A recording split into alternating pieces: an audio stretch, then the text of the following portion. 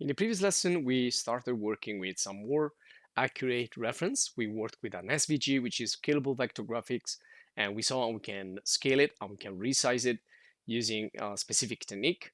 And then once we finish that, it's just a matter of tracing the various walls and adding the various beam elements into the scene. So the advantage of using an SVG, which is again scalable vector graphics, rather than a simple image with raster and pixel, is we can snap to the various curves that are imported, and we can also check the measurements more clearly, so we can see the annotations and other data that we can use. But really important is to clean up everything because well, files like this are too messy, too heavy. So also, if you're working with CAD, you should clean up your plan view before you actually start to work. And we also saw some software that you can use. So scalable vector graphics are similar to CAD or computer-aided design, DWG and DXF files, but these ones are really more specific for architecture and interior design. So in this lesson, we're gonna focus on this other type of format and other type of reference that we can bring in our project before we actually start to work more deeply into BIM and IFC. But we are starting to see how everything works, and little by little we are adding more BIM and IFC elements in our lessons. So you can use software like LibreCAD or AutoCAD, which is well, LibreCAD is the alternative. It's an open source free alternative to AutoCAD, and also FreeCAD is good to create plan views, but you'll need some technical drawings. So you either create it yourself using this software, or you can try to search for. Also, DWG format is fine, but you need to convert it because when we import it into Blender, we need the DXF, which is the specific format that we're going to use. So if you want, you can also look on the web for DXF from LibreCAD. Well, LibreCAD uses DXF, and you can find a course in LibreCAD in the channel.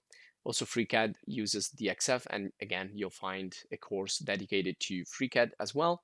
But I suggest LibreCAD for the 2D because it's really easy and not heavy. And so CAD means computer-aided design. It's just a drawing, but technical drawing that we can do really precisely. We can do something as which has already the correct size, the correct scale, and is not like an accurate or approximate like a raster image, just like the SVG. And also it's more precise than the SVG. So you either have a plan or you can search for a plan in DXF format on the web. Just get one from any site that you find. If you don't find it, you can also try with a DWG format, but then you need to convert it. So DXF will work. So just look for, again, a free plan view if you don't have it yourself. Otherwise, if you want to learn, you can check the FreeCAD video course or FreeCAD or AutoCAD video course in the channel. And also DWG will be fine, DWG will be fine, but you need to find also well, a converter. So you can look for the DWG plan files on the web. Once you have it, you need to convert it with an online converter. And in the channel, you will also find some video guides showing you how to convert these type of files. Just look for it in the channel and you'll find it. But there are so many on the web, you can just find it by searching. Okay, once you have your DXF, you're ready to go. So we're gonna go into Blender here, and I'm gonna create a new IFC. This time I'm gonna use a demo template. So in the last video we used the standard one, but this time I want to change it. I want to use the basic demo here, just to change things a little bit, so we can get accustomed to different situations here that can help you solve some problems here and there. And then I'm going to go to File, Import, and you need to look for in here for the DXF format, which is right there. Now, this probably will be available as soon as you install BONSAI BIM. Among other formats that are more specific for BIM, or building information modeling. So again, sometimes it's just 3D, sometimes it's 2D, sometimes it's just data, so not geometry data, but just information and things like that. So you need to have the DXF available. If it's not available in the import section, you need to go to edit preference and check if that add-on is actually turned on. So we need to go here in the add-ons, we need to search for DXF, and we need to make sure that that's activated. Now, maybe it's not even here. If it's not even here, you need to do a step back and you need to go in the get extensions. So in the get extensions area, you look for, again, DXF, and you install those add-ons. And then, of course, you want to make sure that those are activated.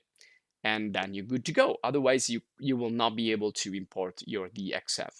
So what I'm going to do now is actually import it. So I'm going to go to the file menu again, import here, and then select finally the DXF. Now I have more options in my computer because I, again, created many files using FreeCAD, using AutoCAD, using LibreCAD. So I'm going to go with LibreCAD this time. So I want to look for the LibreCAD course folder here, and I'm just going to get one of these. You can see everything you save from LibreCAD is going to be DXF. DXF is a standard format for LibreCAD, and it works fine. It works good in Blender and also in other 3D application as well. And so just pick one of these. I'm going to go with the last lesson here. So I'm going to import it, and there you go. So that you can see the curves right there. And my guess is that this is too big, because when I go here, the camera start to cut away things that are too far, and this is called the camera clipping. Now this is, again, something from Blender, but okay, we're gonna just check it out quickly because maybe some of you don't actually know. So I'm gonna go to view, and you can see there's the end clip, which clips out everything that is further than that value, and you can see that's a really high value. Another interesting thing is that we are in millimeters now. So I'm going to show you at the end of the video how you can change the units. And then we have, you can see all CAD drawings here representing various things. So like windows, and these are walls. And then you have columns in plan view, in etc., etc. We don't really care. This is just an example to show you that you can import and start to manipulate DXF files, which basically come in as curves. And you can scale them, you can resize them, you can check the measures, and etc., etc. So, but that's too big. So we can scale it down as we did before with the SVG or the image, but I want to show you something better. So I'm going to go to import again and go to the DXF again, select the same exact file. And in this case, when you use DXF, you also have the possibility to set some import options. And well, I don't want to go through all of this stuff because this is kind of advanced, but let's see quickly what we could change. On the merge options, maybe we could change something. So if you want to merge things together, but you can also do it in Blender, as I show you in the previous video. I'm also going to show you how you can detach, not only like merge or join, but also how you can like detach or separate. And down there, that's the important stuff, which is the unit scale. Now, if you worked in centimeters or in millimeters in the file, in the CAD application, or maybe you don't know because this is a file that a client sends you and you don't really know what's the unit scale. So you need to find out. And well, you just need to try out different solutions. So usually when you, in this type of software, you work with millimeters. So you need to go down like some zeros here. So it's like multiplying for a really low number with decimals. So each zero represents basically like 10 times or 100 times or 1000 times smaller than the actual imported plan view. So I don't want to make this too complex. Just go there and try. So I put here a value and I'm just going to take a measure, but I can already see that this is probably too small because the 1